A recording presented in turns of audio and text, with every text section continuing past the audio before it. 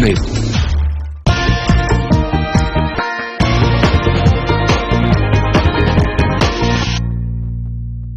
Hello and welcome to the CNBC TV18 special. I'm Shereen Bhan and we're at the BrandZ Top 50 Most Valuable Brands of India. We're back here once again to have a conversation about what it will take to get brands to survive in a market where consumers are much more empowered on account of technology. I've got my dirty dozen here, some of the best brands in the country joining us here on this special show. Sunil Sood, the CEO of Vodafone; Vivek Gambhir, the CEO of Godrej Consumer Products; Ranjit Chani, the Managing Director of Novartis; Anupam Mittal, the CEO of People Interactive; Hemant Malik, the Divisional Chief Executive at ITC; Manoj Kumar, the Managing Director at GlaxoSmithKline Consumer Healthcare; Suresh Narayanan, the Managing Director at Nestle; Rudratej Singh, the President at Royal Enfield; Samir Singh, the ED at HUL; Abhijit Roy, the Managing Director and CEO of Berger Paints; and David Roth at WPP. Since we're talking about dealing with building brands in an era where the consumer is empowered, I thought it would be best to actually bring you the hypothesis that's been floated by John Sculley, the former CEO of Apple and Pepsi, in his book Moonshot. And Moonshot is a Silicon Valley term for how the competitive landscape is actually reset by a seminal event or a seminal innovation. In that book, he says, the biggest moonshot in years is happening right now. Dramatic shift from producers being in control to customers being in control. It's being propelled by a tsunami of exponentially expanding technologies never been seen before, causing the economic power to shift from business producers to increasingly smart and smarter customers. This time, the customer will be in control, and those who fail to grasp what's happening will miss the future. So let me start by getting your comments on that very important hypothesis. And Suresh Narayan, Nestle, let me ask you, is the consumer really in control today? Well, if you look at it very simply from a couple of statistics, I think it establishes that in India you have a 90% penetration of mobile phones. 70% of people who are viewing the internet are doing through mobile phones.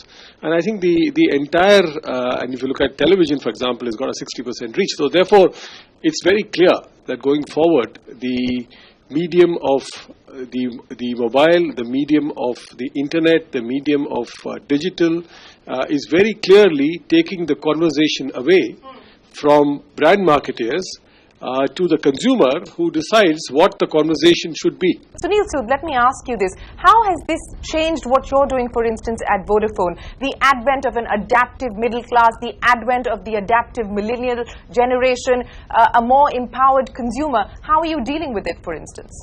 Firstly, we are facilitating that, and I'm very happy that he mentioned, because when the calls are not dropping, you mean? Yes. All this is thanks to the mobile industry, and in that sense, the mobile industry has been the poster boy of social change, including what India is becoming. So we are very much in the thick of this brand change, and we are very much in the thick of the social change which is happening at the consumer side. Yes, the connected world is increasing on a daily basis, but to say that it is cross India and that television is no more relevant, I would hesitate. No, I'm not saying it's not relevant now, but I'm saying in the next 5 years, for instance. It's still a far more urban. You got, the top 30% of the mobile industry is now currently on the digital data journey. But there's still 70% to go, and that's more in the rural belt and in the mid-level Indian towns. So, if you're looking at the ones which are the first entrance into change, and is the middle class part of it? Yes, it is, but far more in the urban side. In the rural belt, things are a little slower, but they are moving very fast. So, how is this empowered consumer today forcing brands like yours to change? Very simply, earlier the communication was one way. I advertise on TV or I put my ad on the newspaper. The guy had no way to respond to that. At the very best, he could write me a letter or write me an email, and that's how he would connect back with me. Today, through social media, etc., he's empowered. He can generate crowds. He can generate opinions. And that's what is causing the difference. He can take you down in a couple of minutes if he wants.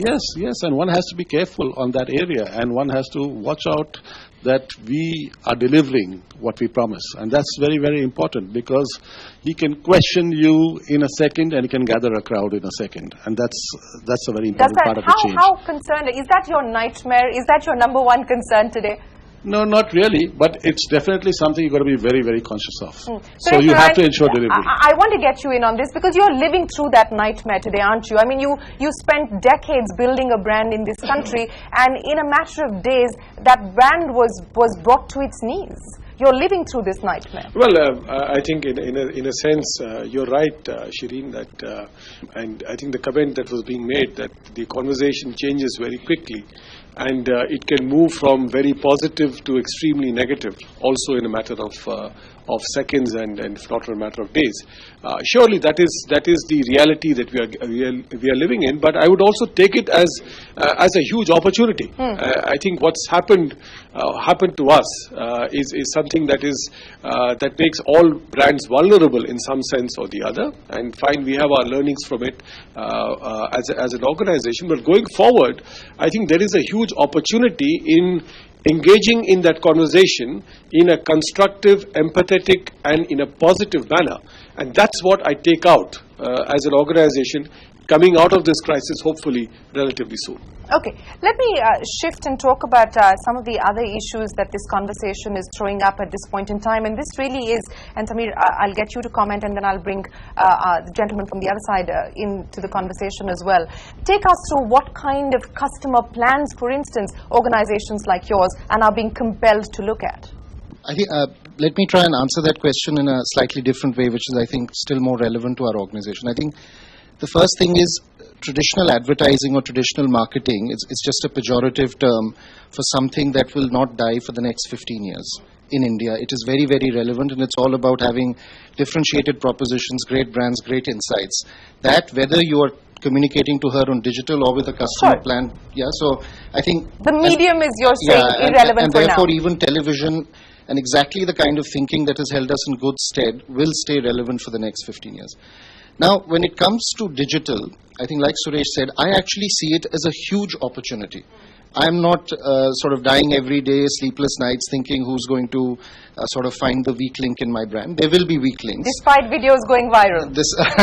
Despite songs going viral. I'm really seeing this as a huge opportunity. There are lots of new indicators and benchmarks that come in. So I think traditionally for us, HUL, we look at what's happening to brand attributes, brand equity apart from market share.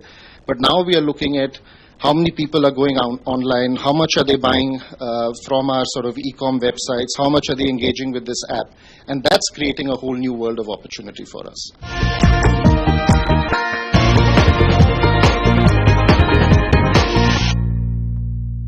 How are you assimilating the feedback that you're now getting from an empowered customer into what the brand is standing for, what you want to do in terms of creating new categories? And Mr. Shani, maybe we can start by asking you, even though, in terms of innovation, you require hundreds and millions of dollars as far as the pharma industry is concerned. Billions, absolutely. So, in your case, perhaps that's not such a relevant question, but addressing different pain points is. But how are you looking at brand creation and linking innovation with it? Well, it's true because it is already a digitally empowered customer or patient. And as far as pharma companies are concerned, clearly ethical pharma we cannot advertise, but we can certainly talk about disease patterns and how to manage the diseases. So pharma companies are also using this medium because people are not communicating on this medium, they're living their lives on this medium. So there's so much exchange of information and insights which you draw from this platform. And as far as brands are concerned, brand is a promise and reputation is delivery of their promise over and over again. So if people relate diseases, cures and brands, then you've got a business going. So pharma companies are also becoming extremely patient-centric now and using this platform very effectively. But what are the challenges of addressing brands in an era of what some would say is regulatory uncertainty? I think if you look at and our company has many kind of categories, and some of them are way more regulated, like the tobacco category, and some of the others, like now we are pretty serious players in food, and we have seen something recently happening as far as that area is concerned. But I think, it's a question in terms of how prepared you are. Because if you try to have, first of all, are you sure that your product is all right? And I think our own experience has been in this episode that we have been able to come all right, and our products have been available despite these 700 or 1500 tests that got carried out. And for that, what is the kind of supply chain, what is the kind of quality control system that you have has been pretty important for us. And that so is somebody's pain has been an opportunity for you? At least your advertising would seem to suggest that. I think what we are trying to do is to tell the consumer that you can trust our brands because they have been through, very stringent quality protocol and processes, which we actually believe in, and which also comes in from the kind of supply chain that you go in. So ITCs, you wanting to say something? No, I was just saying, while it may be clever on your part, but don't you believe that, in a sense, it brings down the brand value of the category? I think the brand value of the category has got affected. And I think, and this is something... And this won't further impact it? No, I don't think it will further impact this because I think it is also kind of a wake-up call. We can argue about why are the regulations not correct and we can try to change the regulations. But if the regulations exist, then you have to make sure that you are following the regulations. And I think this also showed that a lot of communication was required because there had been different understanding. And I think your ability to go and actually communicate also made a lot of difference. Suresh, I am going to get you to comment on this. You know, we're talking about regulations and the uncertainty caused by over-regulation, perhaps, or some would argue over-regulation. But respond to that. We're talking about the empowered consumer. But what about the competitor? What about the competitive landscape and how aggressively that is now impacting the way that that brands evolve in a market like this? Sure. To me, in my own lexicon, competitors energize. Competitors don't intimidate. And I think the company like Nestle, for whom quality has meant trust for 150 years, who are a food and beverage company, that's all we make. And that's what we make across countries. I think for us, it is our strong suit to be talking about quality. Now, obviously, when the key brand in a category gets affected, in simple marketing terms, and I've been in marketing long enough to understand that the category does get pulled down. There's no two ways about it. I think we can look at any metrics, and there's no way in which the category can sustain itself if the market leader by far gets an adverse impact. Now, the issue in this environment and the issue of contention that Nestle has had has not been with the regulatory standard. So there's no question. We are not sitting here and talking about not the primacy of the FSSAI. Sure. Of course, they are the most important authority. We respect it, we regard it, and we have not got any issues as far as their credibility and their credentials are concerned. All that we're talking about is that there is an infrastructure to do a testing of the kind that we're talking about. We're talking about a certain set of protocols, and we're talking about a certain set of human skills and practices that needs to go to in order to ensure that the system is fair, transparent, clear, and discernible of clear actions to be taken. That's all that is being talked of at this stage. And I think the fact of the matter is that Nestle as a company, the backbone of this company is quality. I don't think we need to shout from the rooftops saying what we stand for as a company. We have stood for quality for 103 years, and we'll continue to stand for quality for I don't know how many more 100 years in this country. Sunil, let me ask you this, because the entire telecom industry is faced with this problem at this point in time. The telecom regulator is saying that you must compensate customers for call drops. We don't care how you do it. We don't care whether you invest more in infrastructure, increase your network capacities, but at the end of the day, you have promised consumers a certain quality of service and you're not delivering on that, and hence you must compensate. What does that do to a brand? Well, firstly, the regulator has taken out a consultation paper on this. He has not said anything. He has said it. 24 hours ago on CNBC TV18, he has very unequivocally and categorically stated that telecom companies must compensate consumers. Right, but there is a discussion paper on this, and the discussion paper will have every section of society coming and giving their views on this. So let's wait for that, and that will But the larger impact on the brand. But I'm just trying to say, I mean, coming back to the arguments that we're having, see, ultimately, it's not just about regulatory, and I agree with him that nobody is trying to challenge any regulatory authority. It's about regulatory clarity. And sometimes the rules are not absolutely clear. They're not black and white. There's a lot of gray in our rules. And then it is open to interpretation, and open to interpretation at any level. And there's not much maturity. There can be a lot of immaturity, and that in the level of interpretation you have. And that's what could affect and damage good brands also.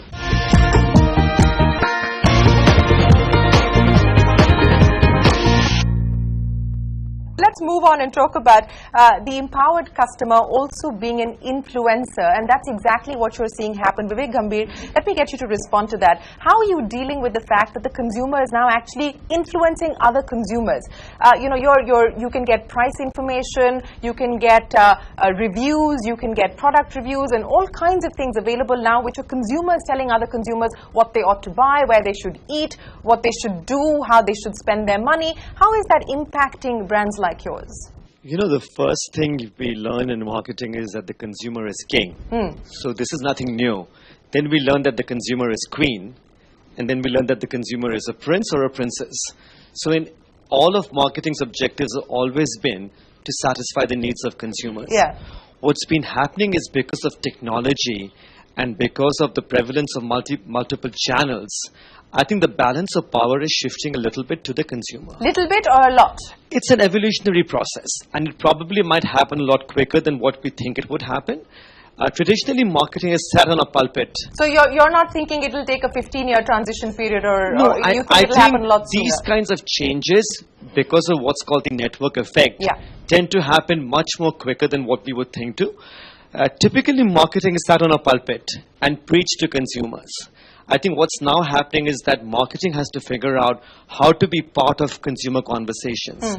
The reality still is that if you go and look at data on social media, most conversations happen without brands being part of it.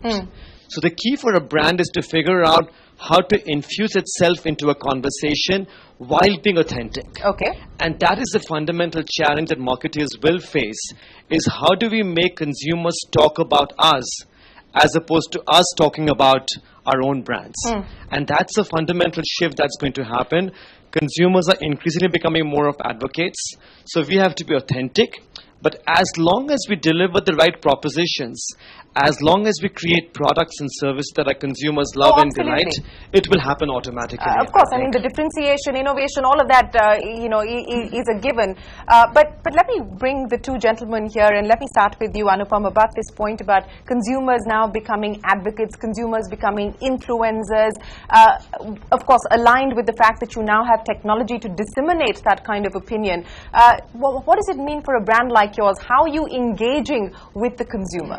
I think it's a very interesting question, and something that we all are really grappling with, as opposed to fully understanding as yet. But the fact is that we have built our brands on the digital medium and then gone into sort of what we call mainstream media or traditional media. So for us, it's always been about having conversations with consumers or trying to understand sort of the things or the issues that affect them and building conversations around them. So I'll give you one example. So one of our brands called Shaadi.com, we usually, when you look at our social conversations, and we thought a lot about this, we said, look, this is a very culturally relevant topic. This is something that is, people hold on to a lot of cultural or traditional values. How do we start engaging people by saying, look, a digital medium can somehow disrupt the old ways these things are done? And what we came up was that there's a lot of ills around the institution of marriage as well. And we felt it was very contextual to then build a lot of conversation around that. So whether it's anti-dowry or whether it's domestic violence, and we built a whole sort of movement, if you will, and that's what we call it internally, towards enabling those conversations. And that was a win-win-win. We're actually doing something about it in society. We now have, large followings on these digital platforms, which are primarily women and which are a target customer group for us, who not only follow these conversations, but actually initiate a lot of these conversations.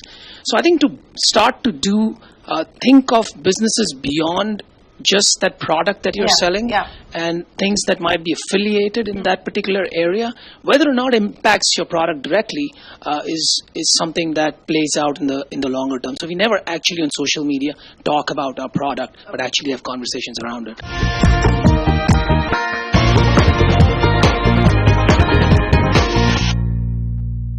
Abhijit, I want to bring you in on this conversation to take that point forward. And we're seeing a lot of brands do this, reaching out to an empowered consumer and trying to empower them further. So the efforts of Tanishq, for instance, to do with second marriages in India, to talk about social issues in India, change perceptions in India, about the housewife, for instance. Do you believe that this is now the next level of communication, the next level as far as brand strategy is concerned? Yeah, I think, that's a very relevant point which you brought out, because basically what we were doing earlier was, selling the products, branding it and trying to, sell it to the consumers. Now, are brands now trying to take the high moral ground? Not really, but yes, it's changing and there's a bit. nothing wrong with that. No, that's fine, but what I'm trying to say is, you need to innovate a little bit to give, better services to the company and not to the customers also. What's going on, if you look at in the painting process, for example, I'm just giving you a small example and the changes that are happening there. Earlier we were selling brands like, Easy Clean, All Guard in our case, so there are different brands like that. But if you ask a consumer what is it that is bothering them in the painting process, they will never talk about these brands. They will talk that, it is very dusty, it's a mess, it takes a long time to do the painting process. I tend to postpone this job. So if you analyze the problems, it is quite different from what the brands are doing in terms of a solution. So what we thought of is we will launch, something called Express Painting Service, whereby, we bring in automatic machines, where, if you apply it on the wall, it sucks off the dust automatically. Okay. And you can paint it, with a roller which is very automatic. It reduces the time by about 40%. We set up 20 training centers across the country. We are training 10,000 plus painters on this. And we are advertising, we did this, as a trial launch in Kerala and West Bengal. We got extremely overwhelming response actually. And now we are going to roll it out across the country from the 1st of October. So what we are trying to do is actually give a solution to consumers of their real problems, not something which is an imagined thing, trying to fight on brand attributes and, which is important, which continues. And I think, I agree with Mr. Zood that, this part of the business will continue across India for quite some time now. Television will retain its importance, but we need to innovate in order to give something better to the consumer. Right. Rudratej, let me ask you this. You're dealing with an iconic brand, but you're dealing with a new customer. As I pointed out, and Scully calls them the adaptive millennial, access to technology. He says they don't like to buy, they like to rent, hence the Uber economy and so on and so forth. How are you dealing with the insights that you're picking up from the market and adapting? Because not adapting was a big challenge for Royal Enfield, almost took you down. And the fact that you've now resurrected yourself is on account of being able to stay relevant to today's customer. As you rightly said, Royal Enfield is a very different brand to the ones that we've talked about till now. One of the big differences that I would say fundamentally is the fact that our brand managers are sitting not in boardrooms, but they're sitting outside. They're using the brand. And what that really means is, and I really want to segue into one observation, is that the fact is that we still call people consumers. There's a certain transactional expectation we have from people. We reach out to them in a reach into frequency mechanism. We have a story to tell, and we expect them to consume. The fact of the matter is what we get back, the balance that you were talking about, that's sort of changing, is because there are people talking back to us, not consumers. And that's what we see, which we loosely talk about as word of mouth or influence. It's people talking about living the story. So there's a big shift between manufacturers and brands wanting to tell a story, and there are people living a story. For Royal Enfield in particular, what's happened in the last 5 years fundamentally is that we have become a brand that has balanced aspiration and access. It's very rare for a brand to be able to be aspirational and accessible. This sweet spot for me, and if I were to put a formula, is what makes I would imagine for everybody sitting in this room, Yeah, so that for me is what makes a mass brand an iconic brand, or a brand that's accessible, still aspirational. That's a tightrope which very few brands can command, and that's the tightrope that we want to continue to walk. Our GRPs are bikes on street. We want to be, our sort of influencer is word of mouth. Our credibility source is word of mouth. Our endorsements, celebrity endorsements, are the people who go to the Himalayas. That's our advertising or marketing model. We don't have a marketing team in Royal Enfield anymore. Right? We have riders who want to we have a very clear purpose. We want more people to ride. We are very clear on. Models will come and go. We'll figure out our models. But our purpose is absolutely clear. We want more people to understand the joys of pure motorcycling.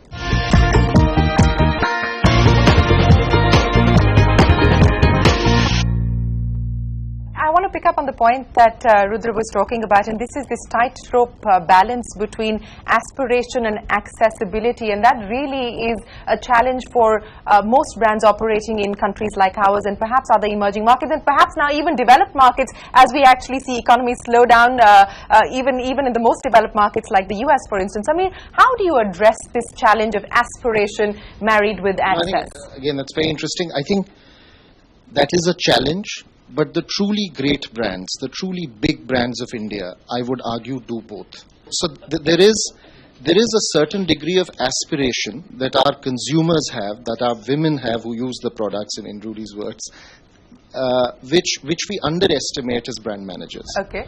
And I think if we have to make big brands great and then keep them growing year after year, those brands must have aspiration built into them, and they can never become big if they don't have access.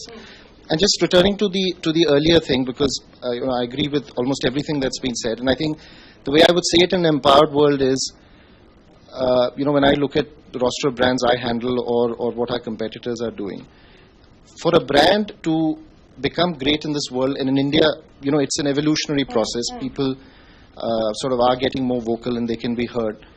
A brand has to be very authentic, and a brand has to have a mission that people believe in.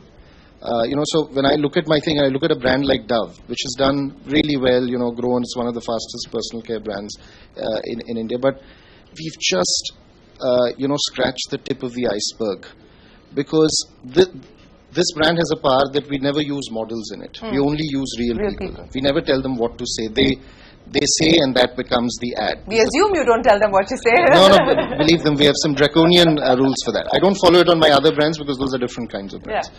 But we do that for a reason, that one day that will be really, really valuable to the mass of Indian consumers. It still isn't. 99% of the people who use Dove, I don't think today care about that as much. But you look at what's happening in Europe, in the US, that is what the world will go to.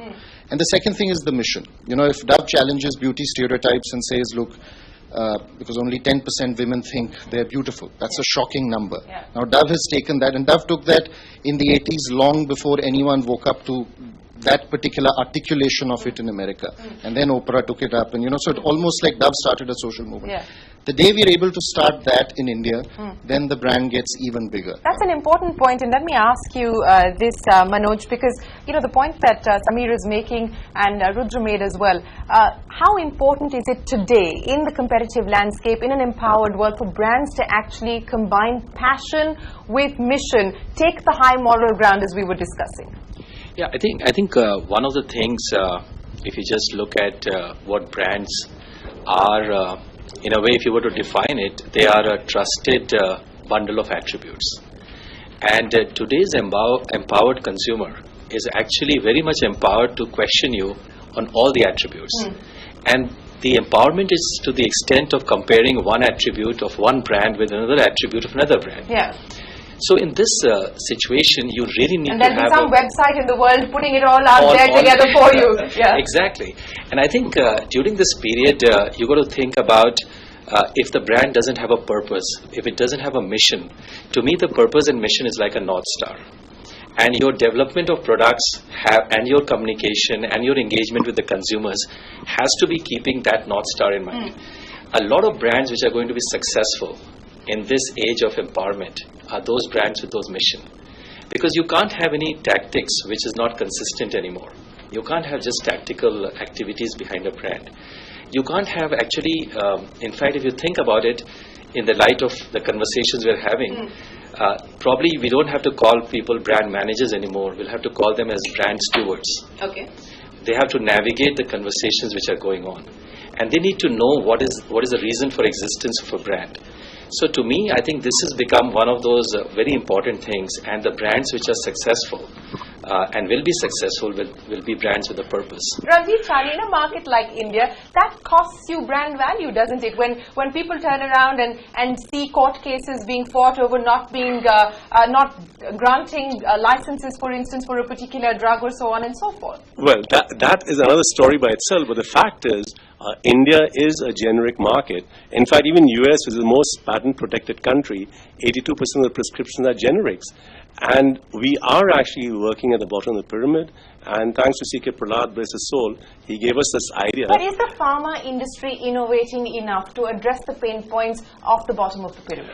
It certainly is, because today, at one end, you have the lowest priced medicine available in the world, less cost than Pakistan and Bangladesh as well. But you also have patented products available, because, as I said, India is two markets in one country. At one end, you have a very rich population who can afford the best in the world. At the other end, you have a population where you need free food, free clothes, and free medicine. So there are solutions for both of these, and they're available. And I think we will work with the multiple stakeholders to make it happen.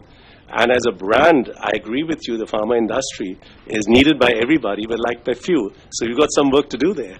Well, David, you've been patiently listening in to what everybody has had to say. So let me ask you this now. What do you see as being the big challenges over the next 5 years? I mean, I'm not even going to talk about the next 15 years, because life is changing practically every 6 months on account of the changes in technology and so on and so forth. But what do you envisage as being the big challenges for brands that we've been talking about, given the change in the customer, the change in technology and so on and so forth? 101 marketing, in a sense, isn't going to change. The consumer is going to dictate the pace of change, and the consumer is changing very quickly. That's the first thing. So being able to spot, identify, course correct your brand ahead of consumer change is going to be the thing that distinguishes the smart marketeers from the ones who are going to start to lose market share. The second is all around technology. Technology has been the major disruptor of a lot of markets, and will be in the future. If you just look and think about the concepts of things like the Internet of Things, the connectivity of objects, of everything in a sense being smart. I think about 0.6% of all products that could be smart in 10 years' time are smart at the moment. And that's going to throw up, again, a huge amount of challenge.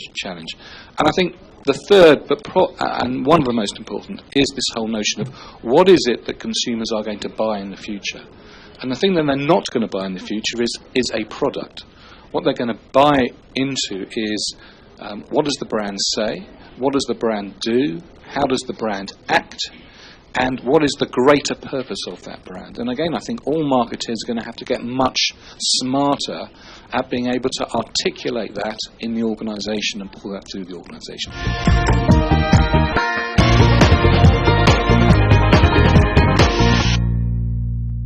Let me start getting wrap-up comments. Suresh, if I can start by asking you, disrupting existing categories and existing brands to adapt, what is the big challenge there? Well, I think the big challenge is the challenge of understanding what is happening, and I think the comment that was being made that marketeers and companies need to be proactive in terms of anticipating change.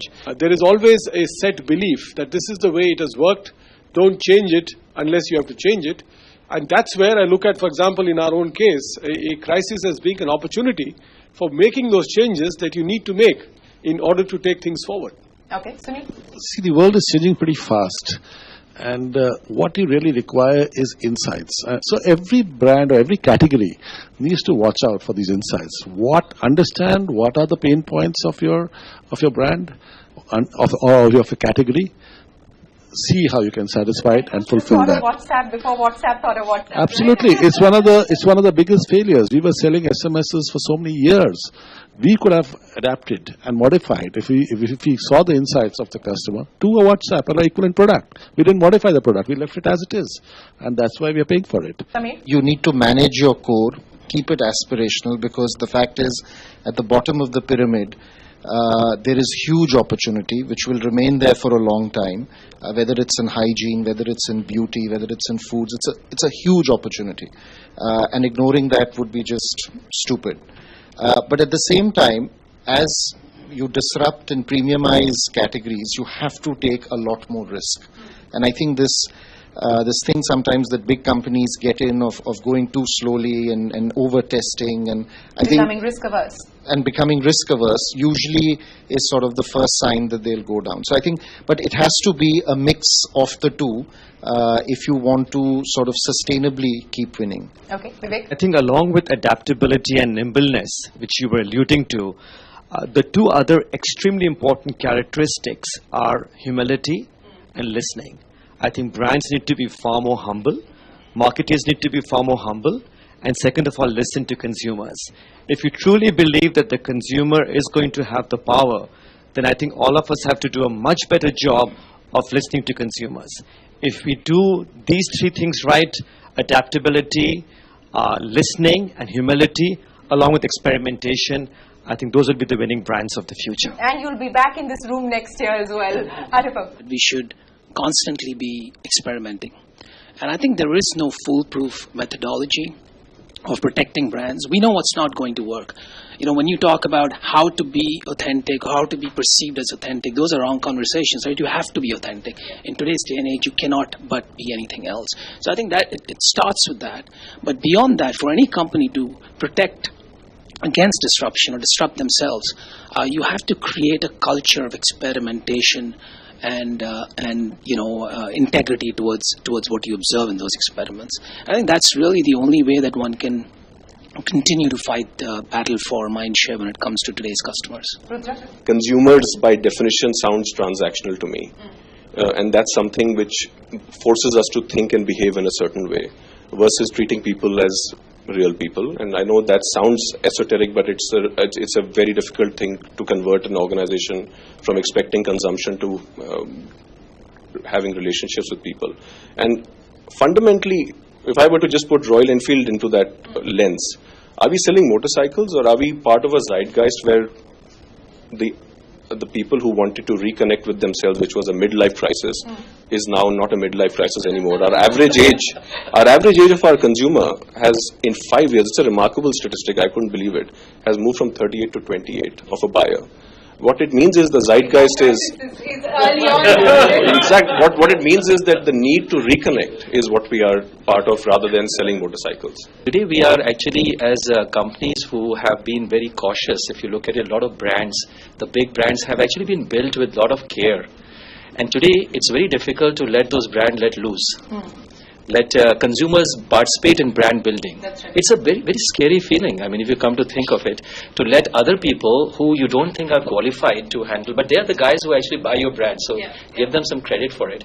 And to be able to be part of those conversations in a smart way, to listen, but very quickly, how do you come back fast?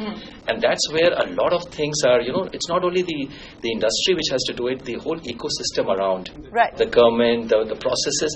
We have to really design the whole ecosystem to respond faster. Absolutely. And it's a bit of learning a new sort of age. And the next 5 years are not going to be the same as the last 5 years. And I can promise you the 5 years after that is going to be even different. David? Well, the BrandZ Top 100 Most Valuable Global Brands is 10 years this year. And over that 10-year period, 40 brands over that period have exited the top 100, never to be seen in it again. So even over that relatively short period of time, big, powerful, valuable brands are losing some of their efficacy. So things are changing and changing at a fast rate. Big organisations are not very good at killing their own children.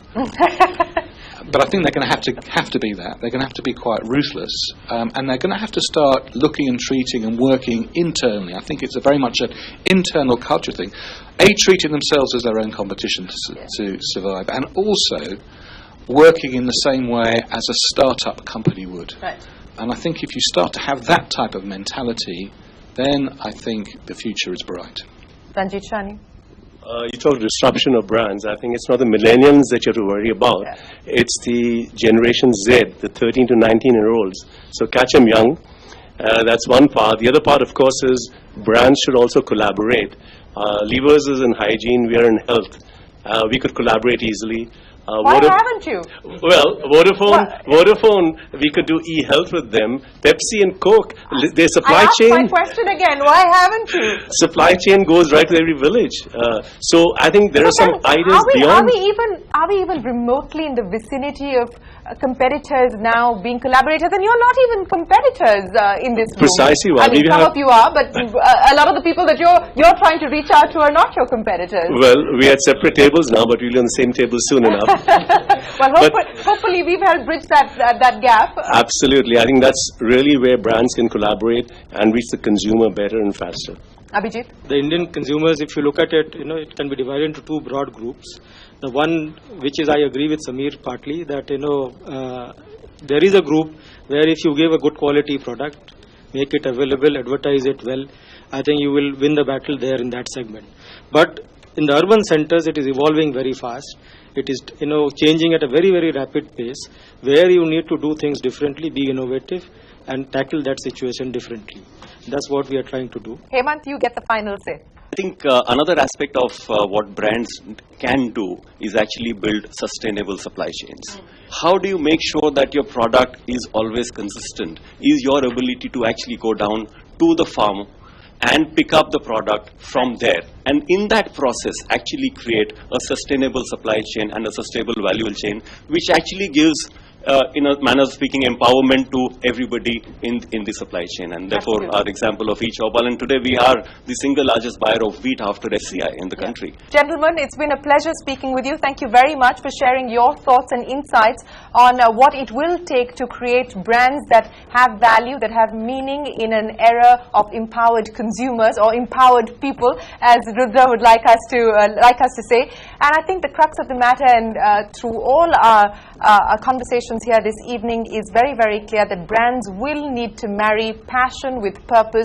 They will need to be adaptable. They will need to innovate, and innovate much faster. And they will need to listen to the consumer in a much more meaningful fashion, not just a transactional way. But once again, appreciate you joining us here on the CNBC TV18 special. It's been an absolute pleasure. With that, it's time for us to say goodbye to you. From all of us here on the team, goodbye. Many thanks for watching.